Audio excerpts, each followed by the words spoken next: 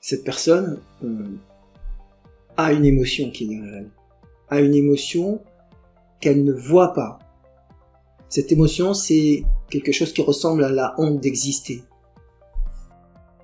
Et si cette personne identifie cette honte, alors elle n'a plus besoin de saboter ses projets.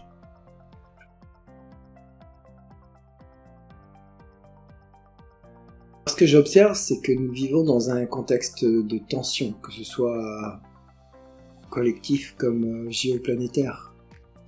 Et je suis convaincu que si nous développons notre intelligence émotionnelle, il est possible de trouver des réponses très puissantes.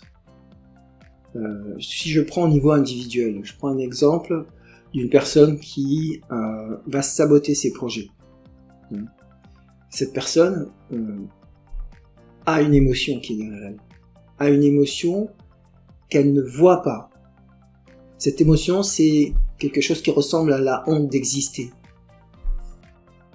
Et si cette personne identifie cette honte, alors elle n'a plus besoin de saboter ses projets. Je prends un exemple relationnel. Une personne qui a peur de l'intimité, qui craint l'intimité, qui va éviter l'intimité dans sa relation de couple. C'est une personne qui va être dans la peur d'être touchée personnellement, la peur de sa vulnérabilité. Là encore, on a une émotion qui est derrière. Si on va plus loin au niveau social, une foule désigne un coupable. L'impuissance collective va générer un bouc émissaire. Que ce soit une personne, un peuple ou autre, ça fonctionne de la même manière au niveau des foules. Et si on va plus loin en termes géopolitiques, si on parle de ce qui s'est passé récemment entre Israël et l'Iran, on n'a pas vu de manifestation contre l'Iran. Pourtant, il y a eu des milliers de victimes iraniennes dans la population.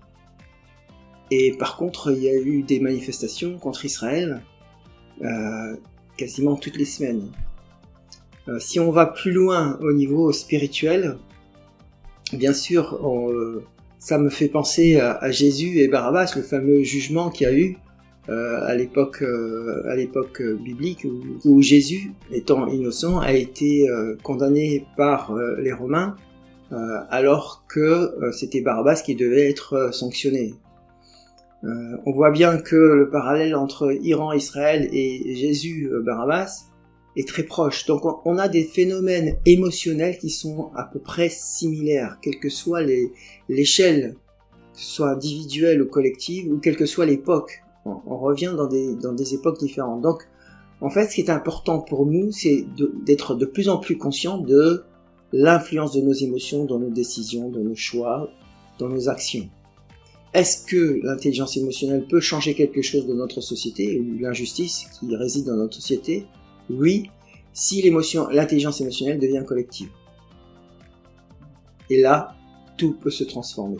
Et autant on peut trouver individuellement la paix en développant son intelligence émotionnelle, autant on pourra la trouver au niveau des sociétés, au niveau géopolitique, si on la développe au niveau collectif. Alors, une chose très simple, c'est que dès qu'il y a jugement ou condamnation, regardons ce qu'il y a à l'intérieur de nous qui nous révolte. Parce que c'est jamais l'extérieur qui est la cause, c'est toujours ce qui se passe à l'intérieur de soi et son histoire.